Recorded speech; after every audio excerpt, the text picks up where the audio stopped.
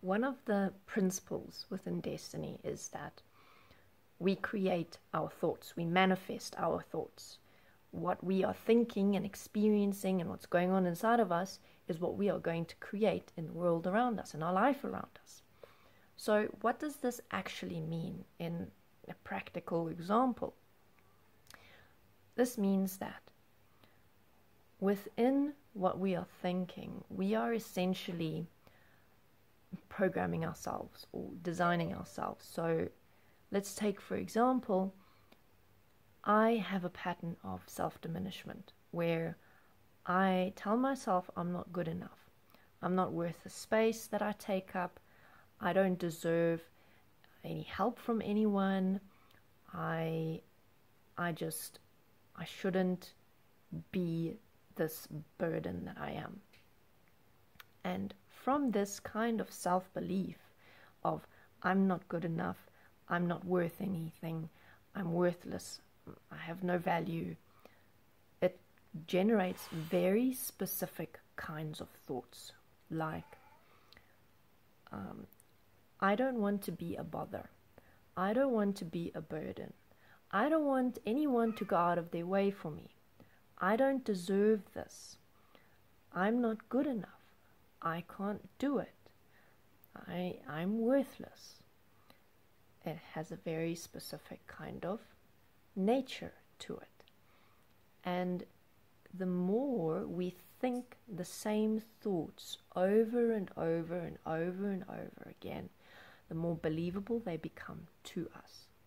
So it starts off with this little question of, what is my value? What is my worth?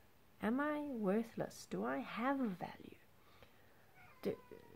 Do I deserve this? It starts off with something simple, and if we tell ourselves that, no, I don't deserve this, no, you know what, I'm worthless,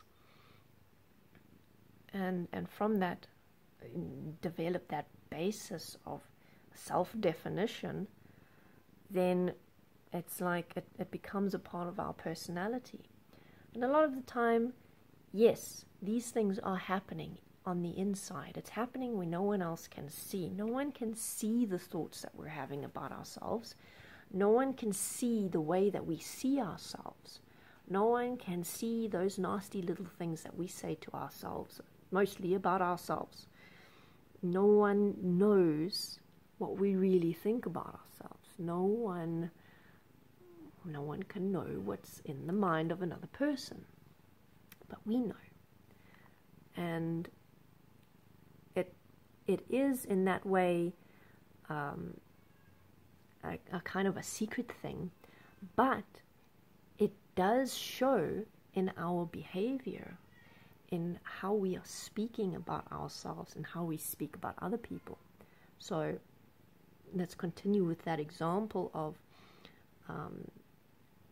feeling worthless, of believing that I am worthless, is that when I'm speaking to other people, I am going to almost automatically speak about them or speak to them as if they have more value than me, as if they are worth more than me.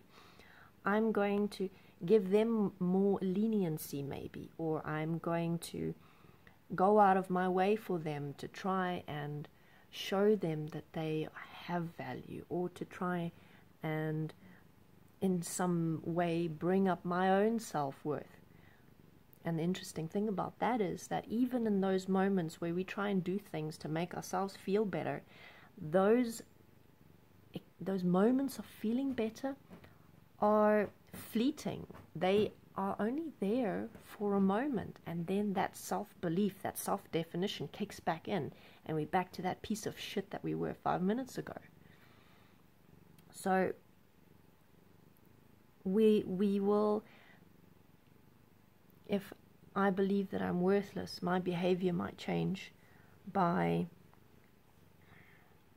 not asking for help when I need it, by not developing the skills that I have the potential to be great at, by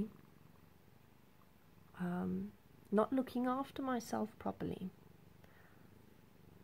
by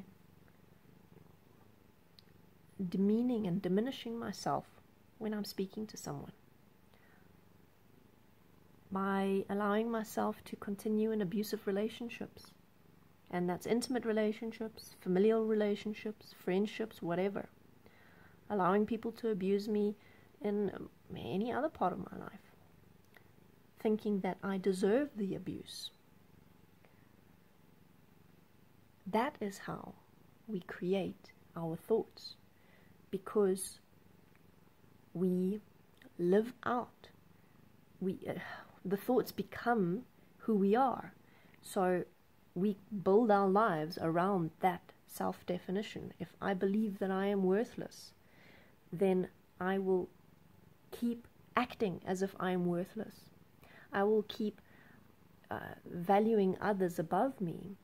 And a lot of the time what happens is that instead of supporting someone to change out of their pattern, we feed off of their pattern. So someone might, instead of saying to me, you know what, you have value, let me show you your value, let me help you see your value, they might play on my low self-esteem because it makes them feel good. And it might turn into a very parasitic kind of relationship. So that is the power of one thought. That is the power of our life creation, our self-creation. We are the ones who determine how we live, and it starts with how we are thinking, how we are seeing ourselves, and how we are seeing the world around us. Because how we see and how we think will change who we are. And I'm not talking about the intrinsic, who am I as the essence of life, or as an expression of life, as a being who is inherently equal to any other being. I'm talking about our self-created who I am. What words do I speak? What is my behavior? What choices do I make? How do I treat others? How do I treat myself? What do I live? What thoughts do I allow within myself? What stories and pictures do I let run wild in my mind? So, do not underestimate your own power. And do not disempower yourself by believing that your thoughts are an unchangeable part of who you are. Thoughts are a lot like habits. It's easy to form a habit. It's challenging to change it. Challenging, yes, but very possible. And all you need is to find a way that works for you to do it. At the end of the day, the basic process is about changing.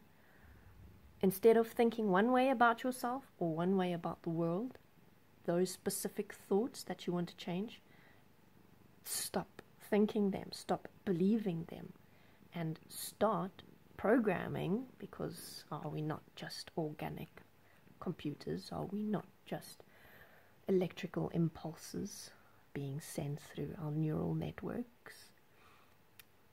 Creating new thoughts to think, creating new self-definitions, thinking new thoughts, different thoughts, thoughts that are a reflection of our best potential rather than